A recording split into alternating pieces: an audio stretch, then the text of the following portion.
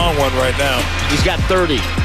It's time for Warriors Wrap-Up. We'll bring you into the locker room and hear from Coach Kerr and the players. Highlights from the game. Warriors Wrap-Up starts now.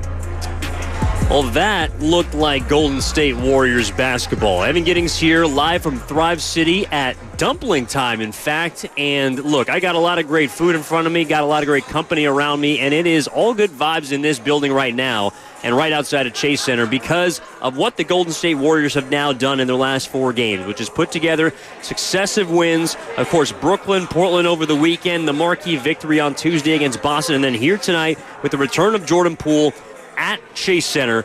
They pretty much put together their stressless victory of the season. I know the final score was 11 points, and that was primarily due to a late run by the Wizards bench. But a 129-118 win for the Warriors, that is the most calm that I have felt about the Warriors and a victory, even though I know they trailed a little bit early. Washington get out to an 8-2 start. You never really felt like the game was in doubt, and that's what we've become accustomed to watching over these years with Stephen Curry and these Golden State Warriors. Now, it hasn't been the case throughout this season as much, especially last season with the ups and downs, but when Jordan Poole comes back into the building, the Golden State Warriors get their best play extracted against a team that they should have beaten, that they should have dominated, that they should have handled, I should say, and they did all 3 of those things here tonight to now improve to 500. Look, this team is right now 14-14, gives themselves the opportunity tomorrow, hosting Portland again at 5:30, to go above 500 for the first time since November 12th. I mean, this was a team that got out to a 5-1, 6-2 start that looked like they might have something cooking, and then boom, Denver, Cleveland, Minnesota twice, Oklahoma City twice, and they fall into a rut. And it just now feels like they're digging themselves out of that hole. Now, a lot of different things, of course, played into the losing streak and some of the inconsistent play.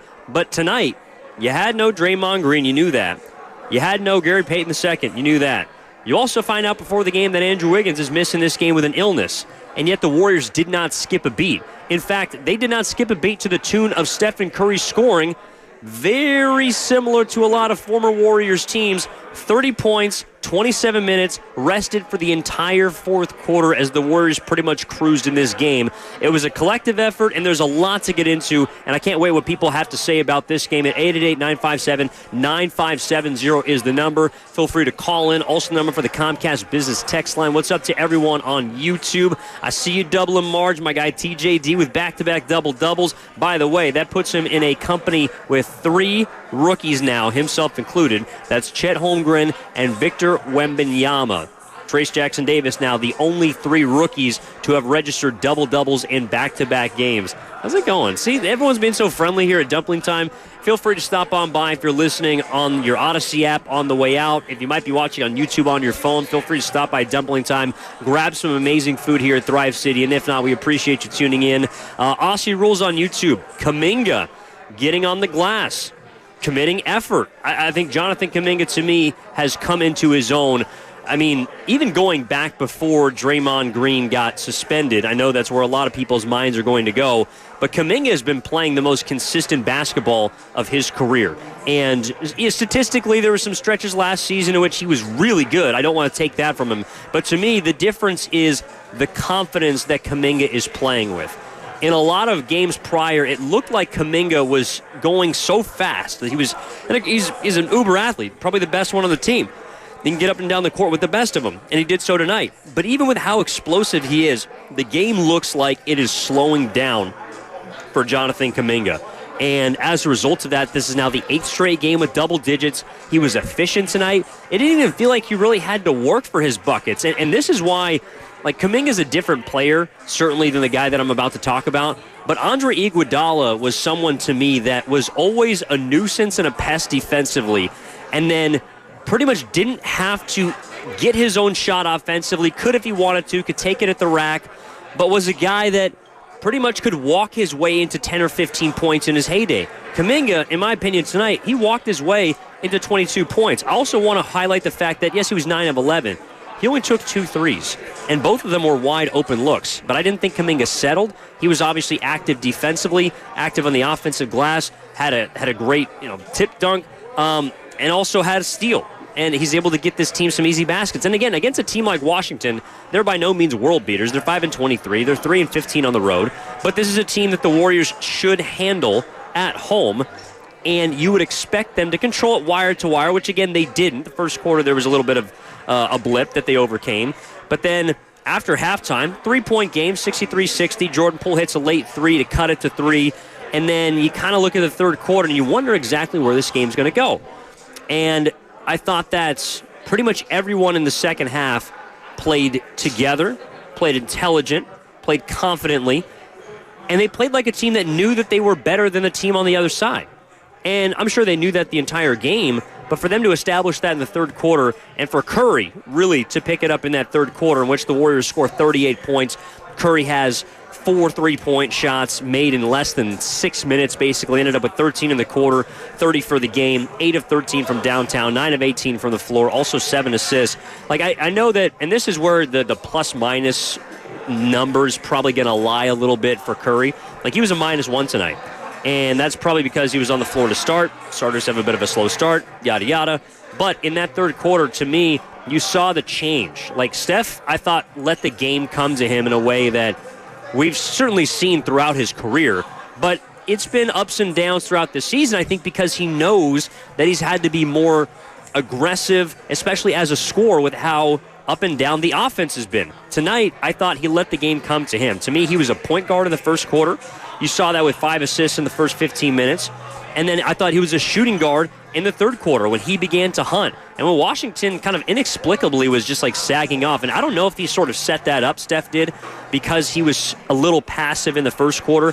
But once the defense started to essentially give him these looks, I mean, you know what's going to happen. The chef is going to do some damage. And I thought he was really good tonight and got himself some well-earned rest. Like, in any game you look at and the Warriors win and Stephen Curry's playing less than 30 minutes, that to me is 2 W's, because you get your 35-year-old the requisite rest that he needs, but he also is able to give you an efficient and effective and dominant performance that results in you being victorious. So 888-957-9570 is the number. Evan Giddings with you on Warriors live from Dumpling Time here at Thrive City, just outside of Chase Center.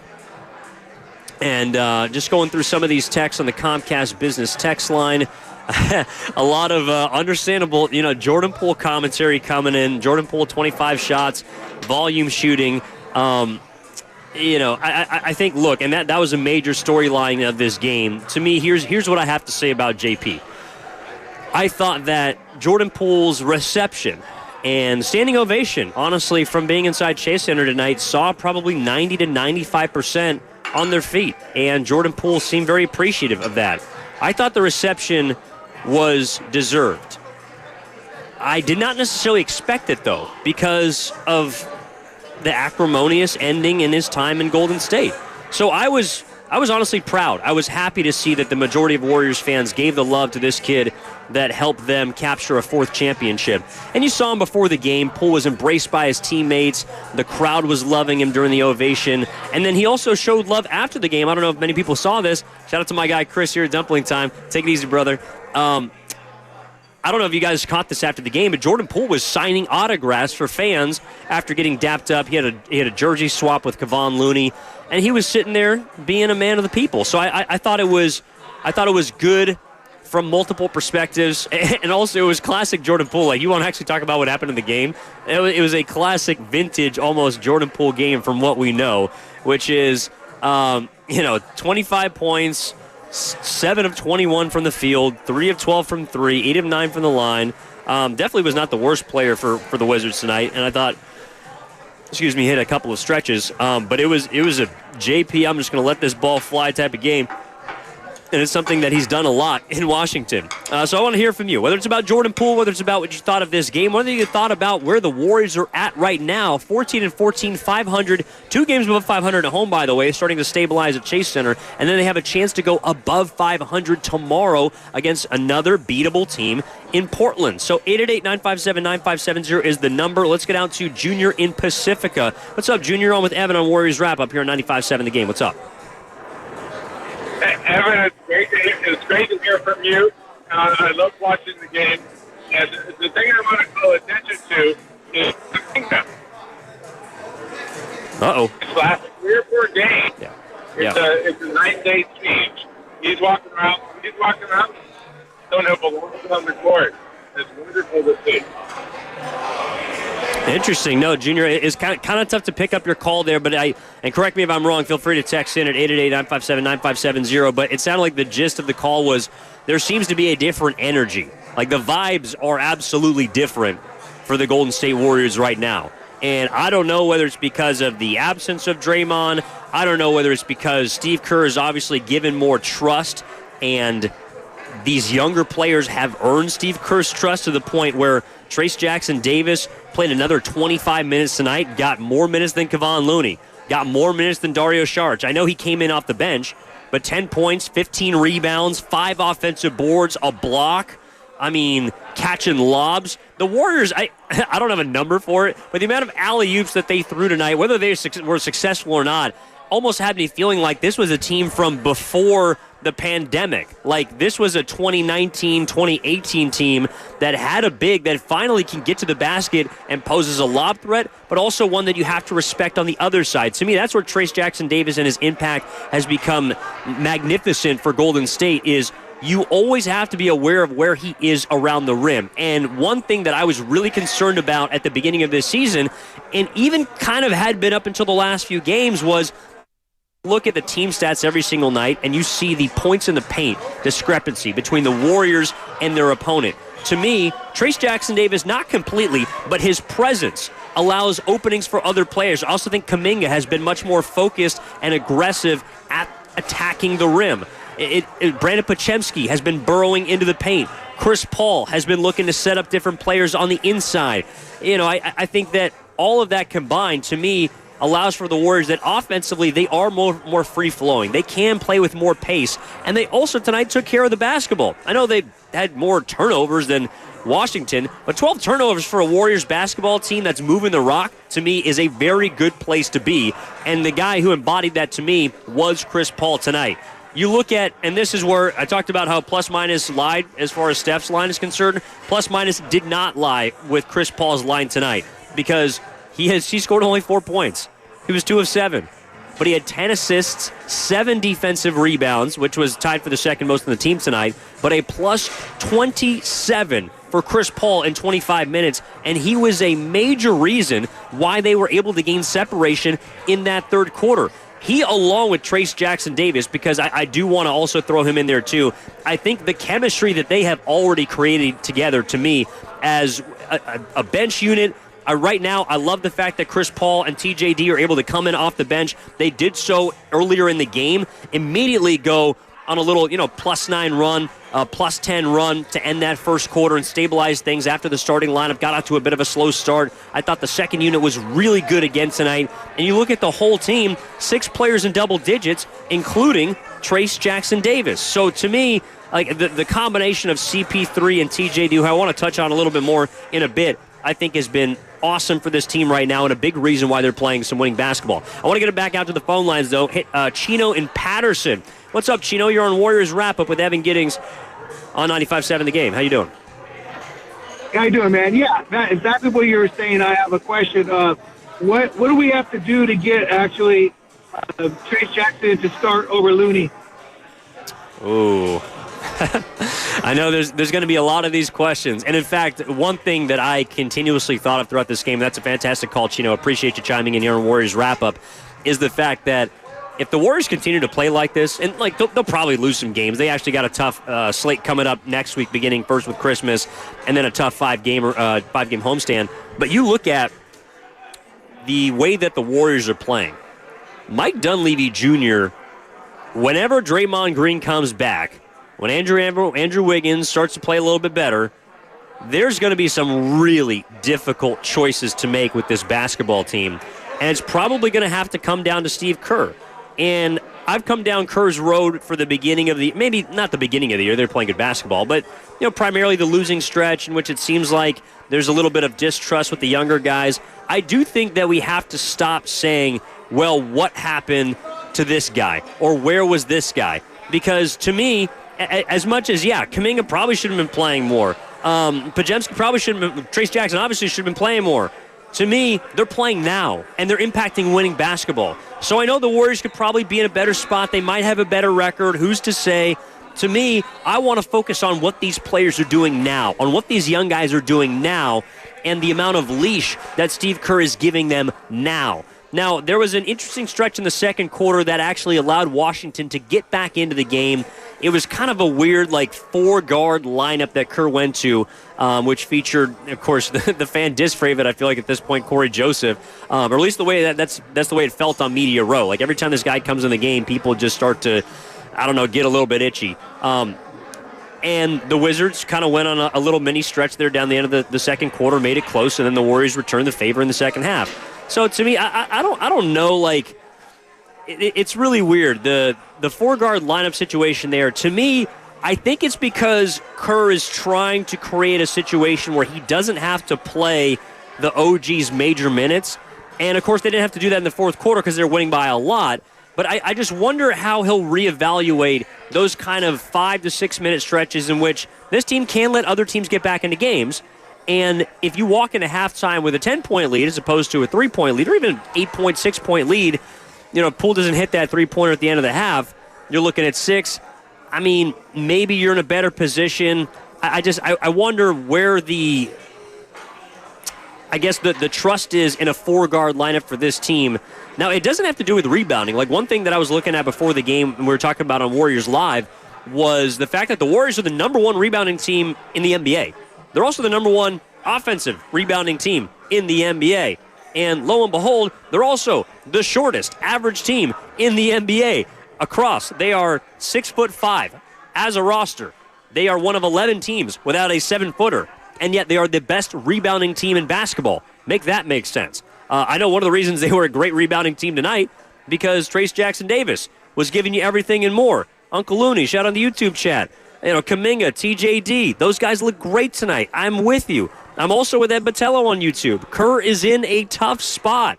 And I think it's because right now you're looking at a Golden State Warriors roster that, sure, some players are going to be better suited for certain spots, but that's on the head coach. And if you have 12 playable players, now I think that the rotation is beginning to stabilize a little bit. But again, that's with the absence of 3 members of the rotation. Like Kerr was primarily playing 9 men tonight because you don't have Draymond, you don't have Wiggins, you don't have Gary Payton II. When those guys come back, they are going to have to play, and that means that that's going to have to come out of someone's ledger.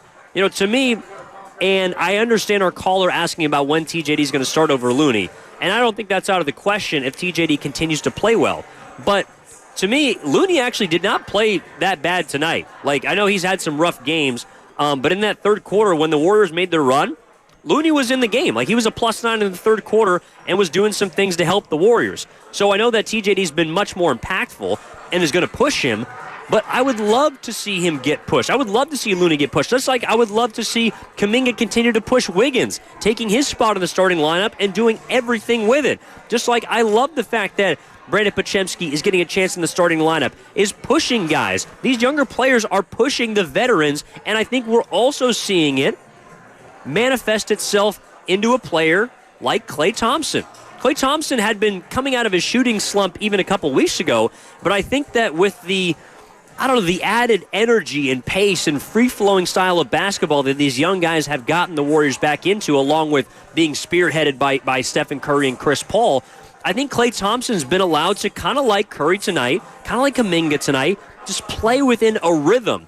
And another steady Klay game tonight. If we're looking at bullet points here, Klay to me is probably 5th or 6th behind a lot of the other big storylines this evening, but that doesn't mean he's any less important. Klay's been averaging 20 points a game and shooting 40% or more in December. He's now scored 20 points in 7 of his last 8 games. And it's not like he's taking bad shots. It's not like he's forcing it. It's not as if Klay Thompson is being the heat check king that shot the Warriors out of a couple of games last year. I think Klay Thompson has played within himself, and he really did at the beginning of the season. He wasn't shooting well, but you saw the amount of attempts that were way lower than last year. And I think that's because he's been trying to get his groove, but he's also been trying to ease his way into this season. And while some games he's forcing stuff and that happens, I think we're now seeing that begin to turn into something positive, which is when you have a feel And when you get your legs underneath it, when you start to find that shot, Klay Thompson is as deadly as any shooter that we have seen. He led the league in three-pointers last year. So I'm really glad to see Klay stabilizing, and I think the confidence, to our caller's point earlier, has been really just running rampant throughout this roster right now. 888-957-9570 is the number. Let's get back out to the calls. Also, shout out to the Comcast Business text line. I see you. Also on YouTube, I appreciate you chiming in. Let's get out to Lewis in the Rich. I'm assuming Richmond, California. What up, Lou? You're on with Evan on Warriors Wrap-Up. How we doing? How you doing? Can you hear me? Yes, sir. What's up? Yep. Okay, yeah, so, hey, I want to, one of the things I think is Kuminga can really develop a lot better without Draymond being there. So I think that's going to improve his game. He plays so much freer when he doesn't have Draymond sort of on his case and around there. So it's going to be interesting when Draymond comes back, if Kuminga's going to go back in his shell, or is Kuminga going to go lean forward on what he's been doing. Good call. I'm with you. And shout out to the 510. And this was the clarification from Junior earlier about Kuminga. He finally looks like he belongs out there these last couple games.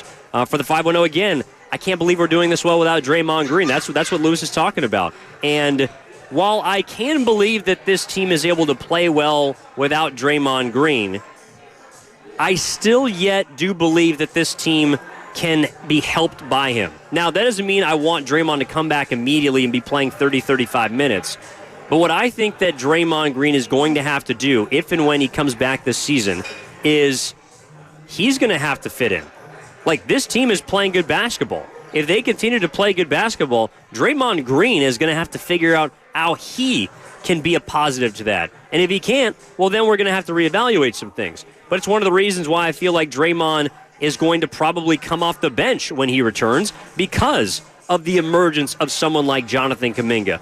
Kuminga has never played more confident basketball to me that has equated to winning basketball against teams like Boston, in which he was sensational, against a team tonight like the Wizards, who albeit are not that good, but he took it to them, and he dominated from the moment that he stepped on the floor. Now, you're going to have some missed plays and things are going to happen. You're going to miss some shots. But I thought Kuminga played within himself and knew that he would, this is one of the things that, and maybe to the caller's point, I think they're trying to get at. To me, Jonathan Kuminga is playing like a player, even at age 21, that knows like he belongs in the NBA and that he can impose at certain points in the game his will on the tempo, on the defensive side of the ball, whether it's rebounding. He made some great passes tonight, and of course he can get busy at the rim. I thought when Jonathan Kuminga decided to put his head down, especially against a team like Washington, there are mismatches on that other side that he can take advantage of. And so I'm glad to see Jonathan Kuminga now scoring double digits successively, playing solid defense, and being able to help the Warriors by making good decisions, playing within himself, and using a physicality and athleticism that this team absolutely needs. That, to me, is independent of Draymond Green, and it's not about him. It's not about Wiggins. It's about Jonathan Kuminga. So as we move forward here on Warriors Wrap-Up, when I come back, I do want to hear from Steve Kerr. We also got your extending the three-point line highlight, your hardest worker of the game. All of that is coming up. I see you, Matt, in San Jose. Please stick on the line through the break. We got to hit one here. We'll come back for a short segment and get you out of here top of the hour. This is Warriors Wrap-Up on 95.7 The Game. Evan Giddings here from Dumpling Time in Thrive City. Appreciate you all tuning in. Again, 888-957-9570 is the number if you want to chime in. Warriors win again. They beat the Washington Wizards by a final score tonight of 129-118. They are 500. They've won 4 in a row. They're looking good. We'll dig into it on the other side.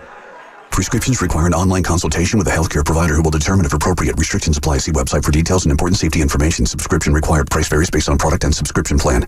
Hey guys, did you know...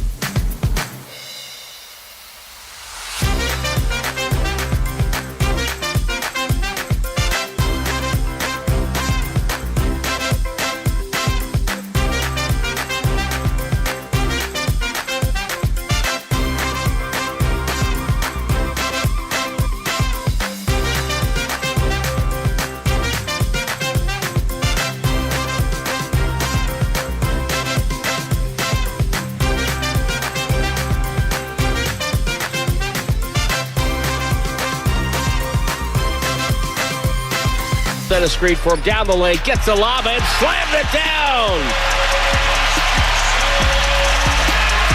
Trace Jackson Davis doing it on both ends. 10-0 Warrior run.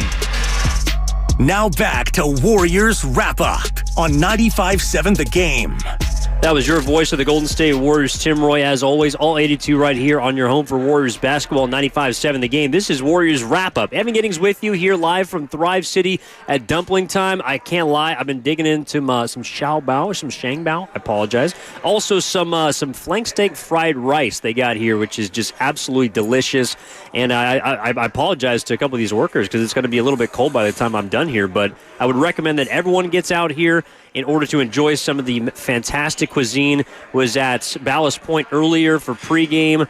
They hooked us up as well, doing the same here at Dumpling Time, so please show them some love the next time you're at Chase Center here at Thrive City. You heard, by the way, in that highlight, our hardest worker of the game tonight, and that is Trace Jackson Davis. Really hard to look anywhere else in my mind. There are a lot of hard workers in this game, but the guy that has provided a punch off the bench with his energy, with his athleticism, and with a sure-handedness around the rim, both offensively and defensively, honestly, has added a different dynamic to this Warriors team that has not been there this year as much as in the past, certainly, but I don't even know if they really had this kind of player last year. So if this is who you think Trace Jackson Davis is, then there's absolutely reason to believe that this kid is going to play 20 to 25, if not more, minutes per night. He played 29 in the OT win against Boston and closed. He plays 25 minutes again tonight. 10 points, 15 rebounds, 5 of them offensive, was only a plus 10 because he was in the game at the tail end when the Washington Wizards made their 11-0 stretch to cut it to what the inevitable score was, which was 129 to 118. So TJD had a fantastic game, and he is our hardest worker of the game, brought to you by Alameda County Sheriff's Office, who works hard to serve the community. If you're looking for a career in law enforcement, learn more about job opportunities at joinacso.com. Well, I promised our callers we'd get out to them before the break. Let's do it. Sterling, my man, can we please get to Matt in San Jose? Again, the number is 888-957-9570. That is also the number for the Comcast business text line. Matt, what's going on? You're on Warriors Wrap-Up with Evan. How are you? Hey, I'm doing great. Just listening to you on YouTube, and I just hit that thumbs up button. Oh, appreciate it, man. Thank you.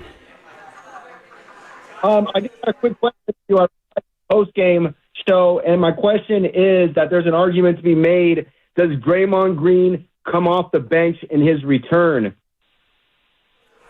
I think that's a question that everyone is wondering, and a question that is fair, should absolutely be broached, and to me is one that the answer right now, the way they're playing, is yes. Like, you don't mess with a winning formula. I know that Draymond Green has got 4 championships. I know he's a Hall of Famer. But I also think that Draymond showed us last year in the postseason, after, remember, he got suspended against Sacramento, he asked to come off the bench.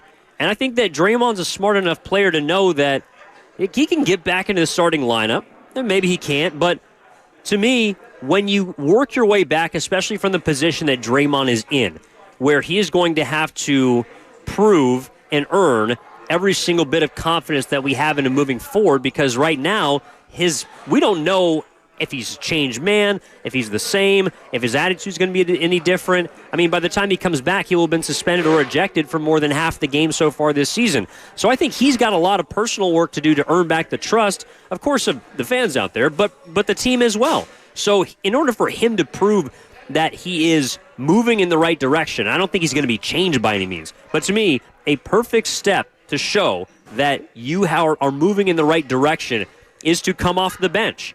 Now, that doesn't mean that you can't play 30 minutes in a game. Like, Chris Paul is a guy that has gotten ample time. I think he played 35 minutes against Boston. He comes off the bench. Chris Paul played 25 minutes tonight. Trace Jackson Davis, 25 minutes tonight, off of the bench. So just because you're relegated or demoted, which is the way a lot of people look at it, to a non-starting role, doesn't mean you're still not going to be able to get minutes with Steve Kerr. And Draymond Green obviously has his trust, but he's got to earn that back. And I think a great first step would be to come off the bench. Let's keep this thing rolling. And let's stay in San Jose. Let's go out to Ben. Ben's in San Jose. What's up? You're on Warriors Wrap-Up at 95.7 The Game. Hey, how's it going? Good, man.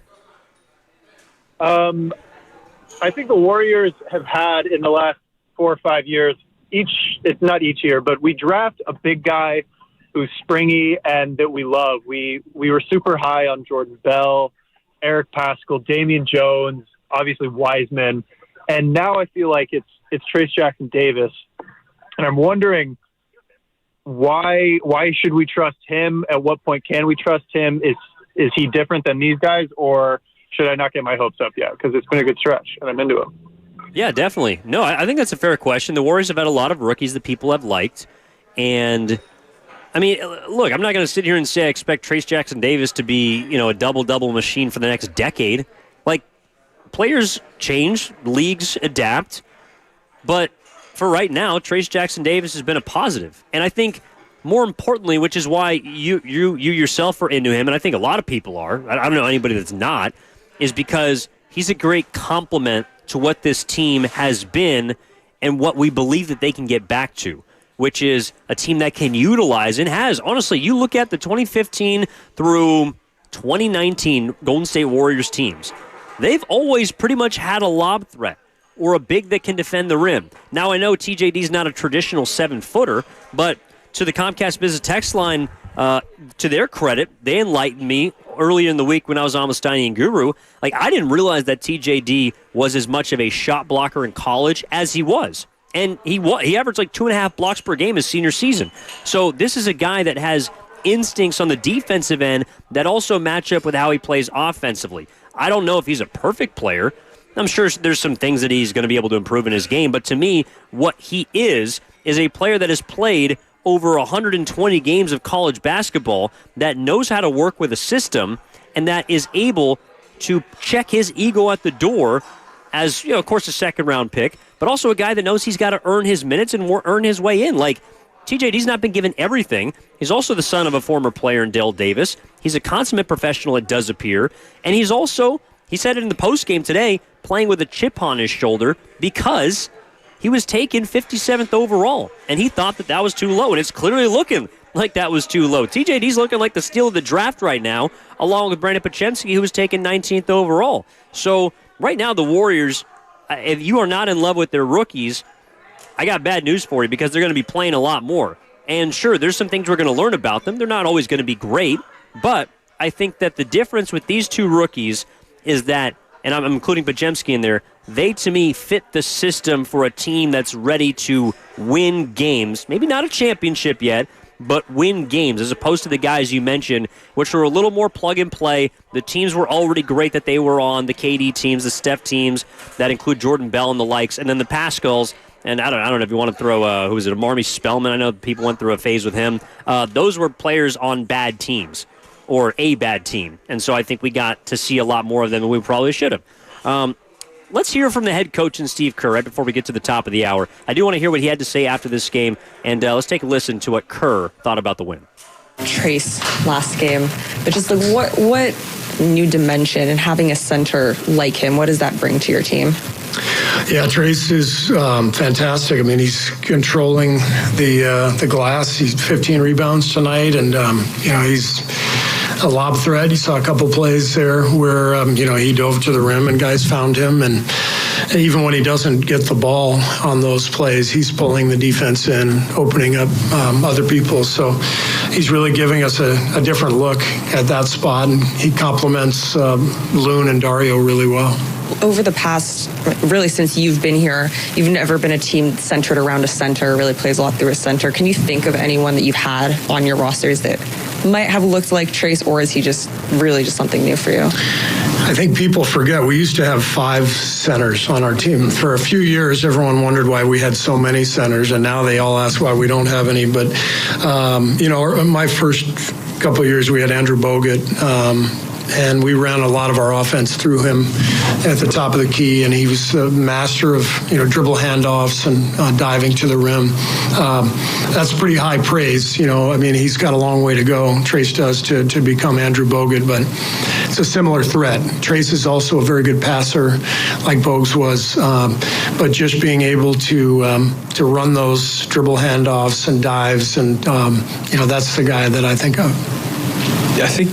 All 3 of your guards threw him a lob tonight. What does it do for them? When you have a lob threat like that? Yeah, it just creates another possible play. You know, and when they're coming downhill and he's behind the play, then that becomes an option. It also pulls the defense in from the weak side, and so now, you know, the pass out to the perimeter is usually more open as well. Saw you had a nice hug and long talk with Jordan after, and you're saying you were happy to see him. Yeah. Was it even a little emotional, you know, going through it, seeing the video and seeing him play against you, and then obviously the moment afterwards? It was wonderful. The video and the ovation Jordan got was, to me, the highlight of the game.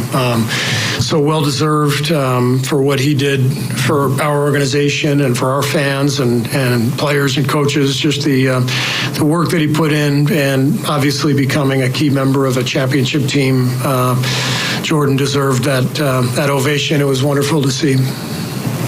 Chris was plus 26, I think. Just seemed like every time he went in, you picked up the lead. Was this kind of the game for him, you know, unorganized game maybe? Things were a little loose, and then did you just see CP3 just kind of take over? Yeah, I mean, you know, they play at the fastest pace in the league, and that was the message before the game was, you know, don't get caught up in a track meet.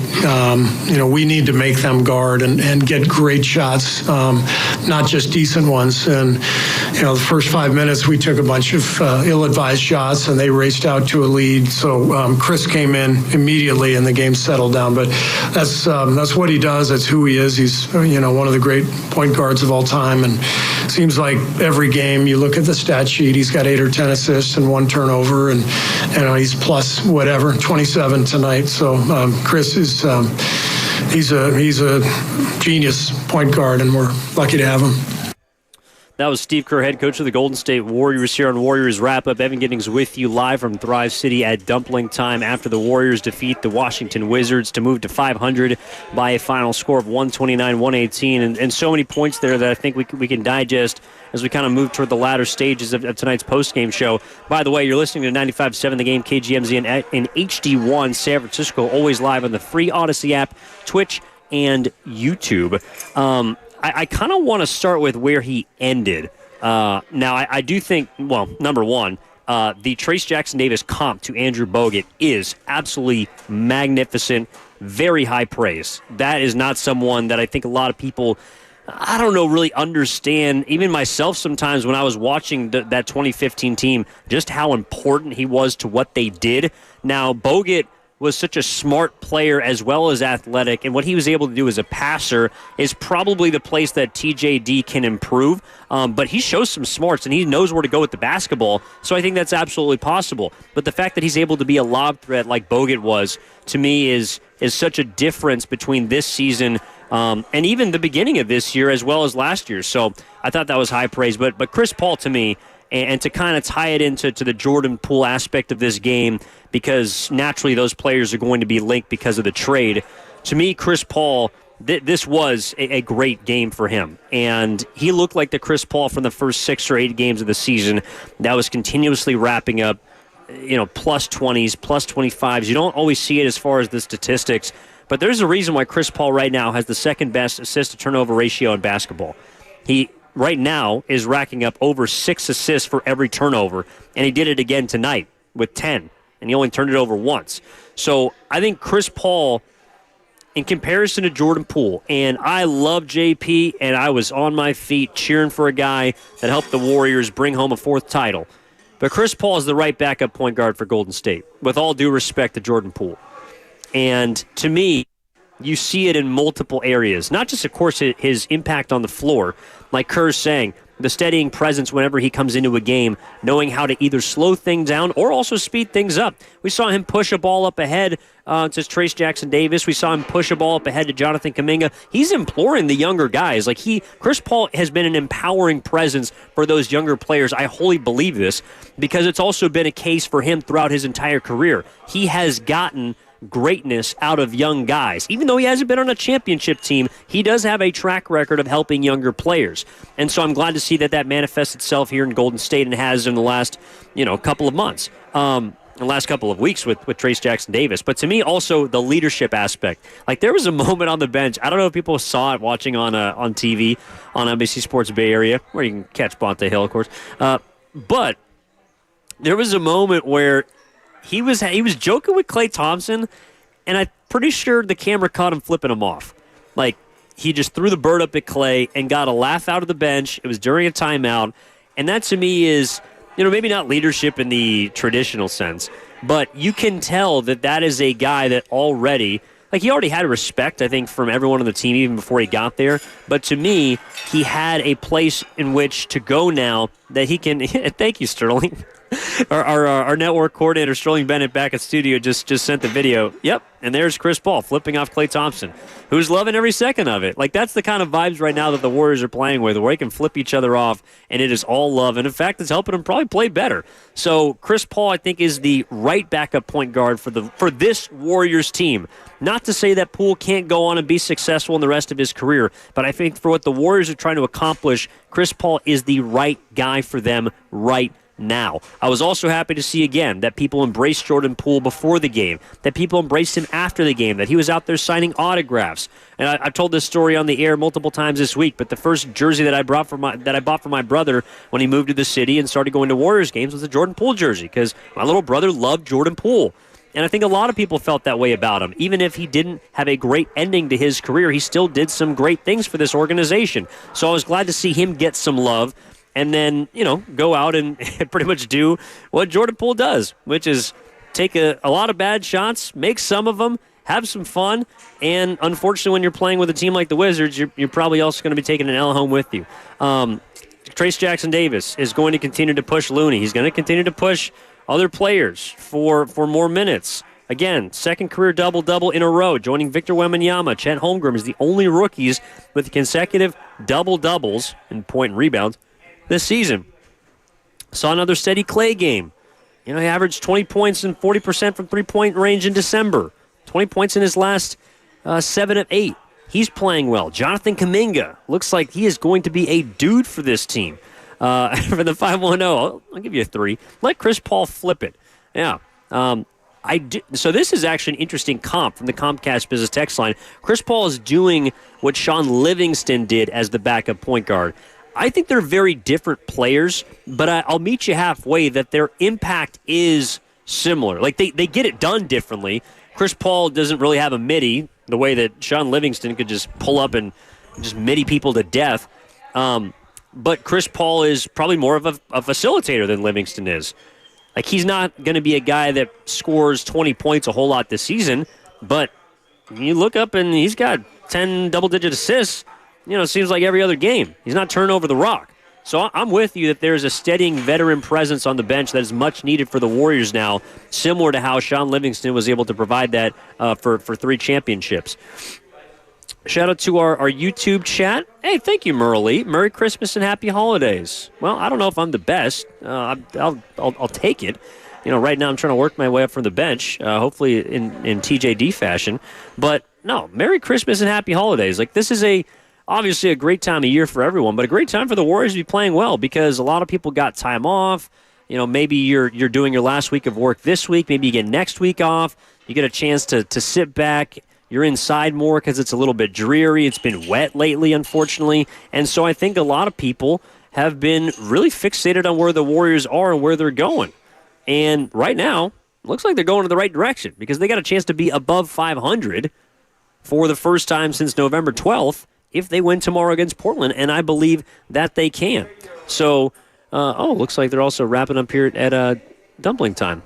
It is nearly closing time, but not on the Warriors wrap-up just yet. We appreciate you tuning in, as always. If you have a final call, we will certainly take it. 888-957-9570 is the number. One thing kind of leaking out from post-game, the comments from Steve Kerr said that this is the best stretch of basketball that Jonathan Kuminga has been playing. I would wholeheartedly agree. And I think that right now, this is, even though you look at the 5-1 start, they won their first 5 road games, which is probably more impressive than winning 4 home games in a row. Although I guess going back now, they've won 7 consecutive home games. If you include those games against Portland, the Spurs, and then I forget who the other one was, but they were all close wins. To me, the 5-1 stretch is on paper probably a better stretch of basketball, but to me, they're playing better basketball now than they were then.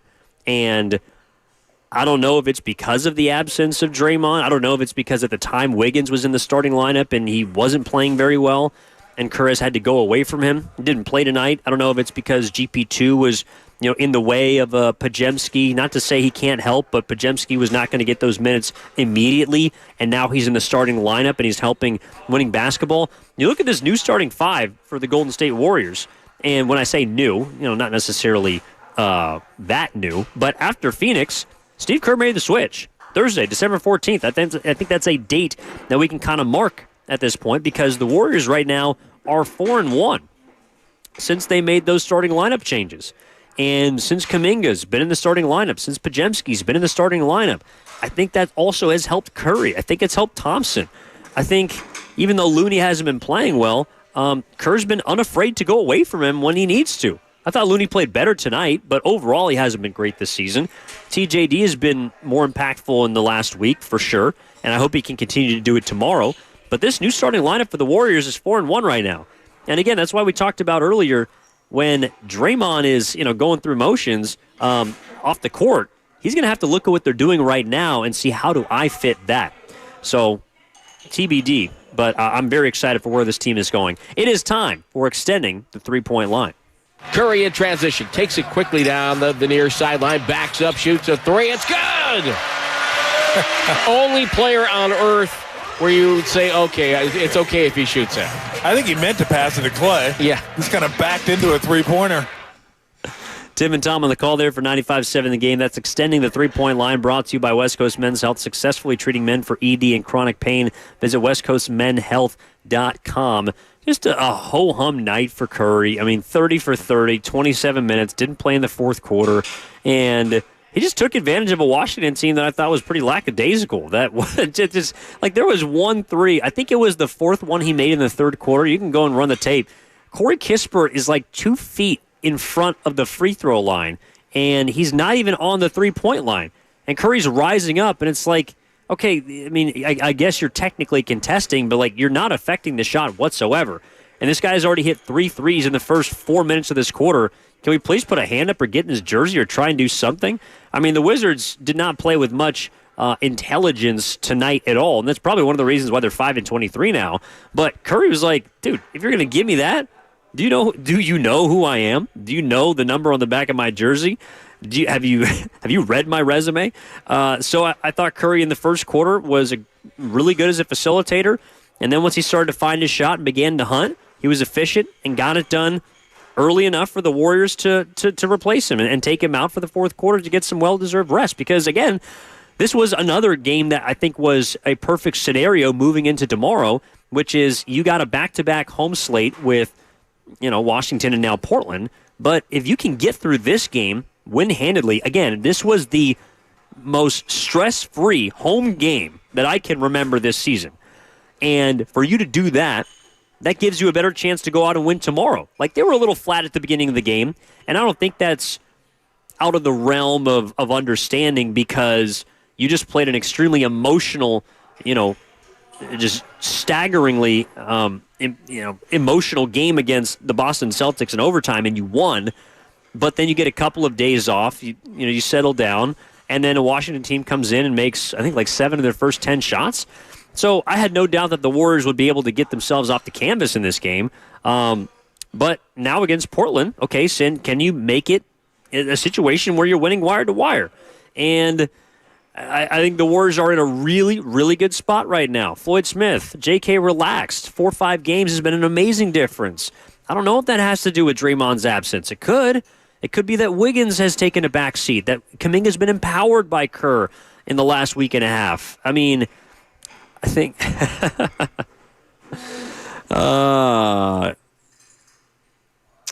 appreciate you on YouTube. Well, I thank you for listening in. And look, yeah, I feel pretty sure about the Warriors tonight. So, anyways, that'll just about do it for this edition of Warriors Wrap Up. Appreciate you all tuning in 888-957-9570 is the number for tomorrow. We are looking forward to the Portland Trailblazers as well as your Golden State Warriors. That game is going to be a 5:30 tip. Warriors Live will be at 4:30. I'll have the pregame. Tim Roy will have you at 5 o'clock. And then, of course, tip-off at 5:30. Play-by-play action live here from Chase Center. Also got you for Warriors wrap-up. But that'll do it for this edition here tonight. A big thank you to our presenting sponsors and our help tonight at Ballast Point. Also, Dumpling Time here in Thrive City. Big thank you to Xfinity, as always, the Xfinity 10G network. And you can use that for streaming live sports. Big thank you to Sterling Bennett, our network coordinator, along with the rest of our producers helping cut, providing excellent work behind the scenes as they do, as always, as that'll do it here from Thrive City. My name is Evan Giddings, saying one last time, the Warriors are victorious over the Washington Wizards. They are 14-14. They look like they have a chance to turn the corner tomorrow, quite literally, as they can move above 500. So we appreciate you tuning in as they beat the Wizards here on the return of Jordan Poole night, 129-118. Warriors got something cooking. We'll see if they can make it 5 in a row tomorrow. In the meantime, have a really good rest of your Friday evening, and we'll talk to you tomorrow. A holiday message from Jackson Hewitt. 'Twas the yikes before Christmas when all through the house not a creature was stirring, except Larry. See, the stockings weren't hung by the chimney with care, 'cause Larry's